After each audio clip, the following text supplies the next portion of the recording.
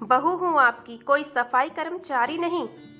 बहू, तुमने अपने कमरे की सफाई कर ली हो तो बैठक घर की भी सफाई कर देना। दोपहर में सब जब खाना खा लेंगे तो किचन भी साफ कर देना। अनीता जी दीक्षा के कमरे में आई और आदेश देकर जाने लगी। मम्मी जी, मैं बहुत थक गई हूँ, इसलिए घर की सफाई आप किसी को बुलाकर करवा लें और आज का खाना आप बना लें। अब मुझसे नहीं होगा, दीक्षा ने अनीता जी को रोकते हुए कहा। क्या कहा? सफाई नहीं करोगी और खाना भी नहीं बनाओगी?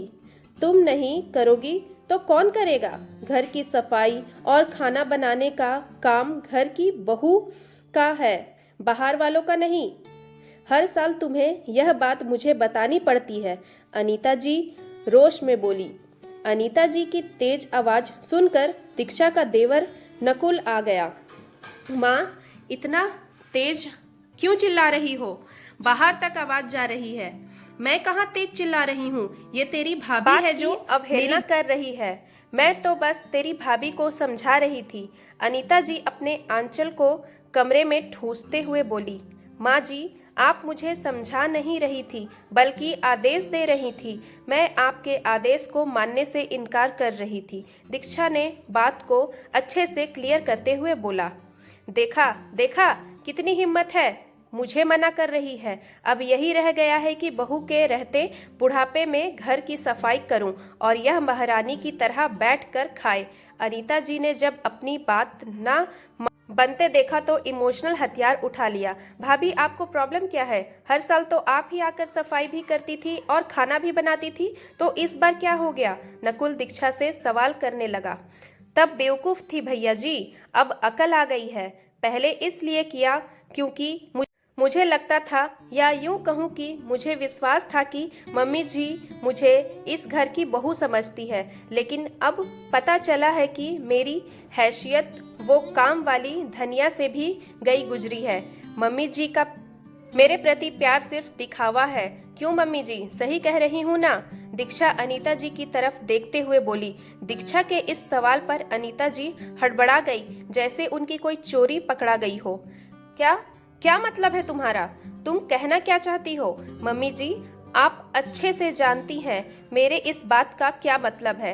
अच्छा ठीक है, आप मेरे एक सवाल का जवाब दीजिए। मान लीजिए कि मैं दिवाली, होली, तीज त्योहार पर घर ना आ पाऊं, तो क्या आप किसी को बुलाकर घर की सफाई करवाओगी या फिर ऐसे ही गंदे घर में त्योहार मना लेंगी?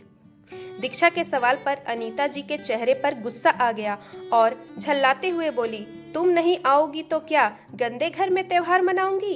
अरे, काम करने वालों की कोई कमी है क्या? पैसे देकर किसी से भी सफाई करवा लूंगी, बहुत है यहाँ। अरे, धनिया ही तैयार रहती है, फिर उसका आदमी यही काम तो करता है, तो आप उसे बुलाकर सफाई क्यों नहीं करवाती? क्योंकि जब आपके पास मुफ्त की नौकरानी बहू के रूप में है तो क्यों पैसे खर्च करना? हमेशा आप यही कहती कि जब तक मेरी दोनों बेटियां थी आपका घर चमकता रहता था, लेकिन अब हर जगह गंदगी रहती है और झाले लगे रहते हैं। मम्मी जी, आपको याद दिला दूं कि दोनों दीदी मिलकर सफाई करती थी और आप खाना बनाती थी। अभी घर पर आप, पापा जी और नकुल भैया रहते हैं, तो जाहिर है कि घर आप लोग ही गंदा करते हैं और आप चाहती हैं कि मैं 36 घंटे का सफ़र करके आऊं और आते ही पूरे गंदे घर की सफाई और जाले भी साफ करूं और खाना भी बनाऊं, तो यह अब मुझसे नहीं होगा। किया तब तक किया जब तक कि मैं यह समझती थी कि आप मुझे घर की बहू समझती हैं और फिर आप अकेले क्या क्या कर पाएंगी, इसलिए सफ़र से आते ही आपके घर की सफाई शुरू कर देती थी। लेकिन अब नहीं, बहू हूँ आपकी, कोई सफाई कर्मचारी नहीं। और हाँ, या तो अपनी बेटियों से सलाह लेना बंद कर दीजिए या फिर उनसे कहिए कि जैसे पहले वो लोग सफाई करती थी आए और करके जाए। दीक्षा की बात सुन अनीता जी चुप हो गई। अनीता जी और दीक्षा की बात सुनने के बाद नकुल बोला। हाँ माँ, भाभी सही तो कह रही है, वो यहाँ इतनी दूर से हमारे साथ त्योहार मनाने आती है, लेकिन सफाई करना और खाना बनाने में ही इतना थक जाती है कि त्योहार मनाने का मज़ा उनका ख़त्म हो जाता है। आपसे हमेशा कहते हैं कि सफाई करने वालों को बुलाकर साफ करवा लेते हैं, लेकिन आप मना कर देती थी। फिर भाभी की तरफ देखते हुए बोला, भाभी आप परेशान मत होइए, प्लीज़ आप सिर्फ खाना बना दीजिए। मैं धनिया और उसके पति को बुलाकर घर की पूरी सफाई करवा लेता हूँ और आपसे प्रॉमिस करता हूँ कि आप जब अगली बार आएंगी तो घर पूरा चकाचक और साफ मिलेगा। नकुल के आगे अब अनीता जी क्या बोलती। गुस्से से पैर पटक कर अपने कमरे में चल दी ताकि अपनी बेटियों को यहाँ की स्थिति बताकर बहू को परेशान करने का कोई नया तरीका पता कर सके, क्योंकि यह बात तो उनके हजम नहीं होगी। देवर भाभी ने एक टीम बना ली है।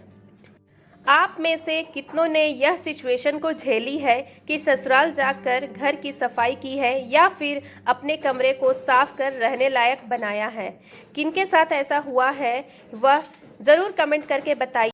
और अगर चैनल पर न्यू है तो प्लीज़ चैनल को सब्सक्राइब कर लीजिए ताकि ऐसी अच्छी अच्छी कहानी आप तक पहुंच सके। मिलती हूँ नई कहानी के साथ, तब तक के लिए जय श्री कृष्णा।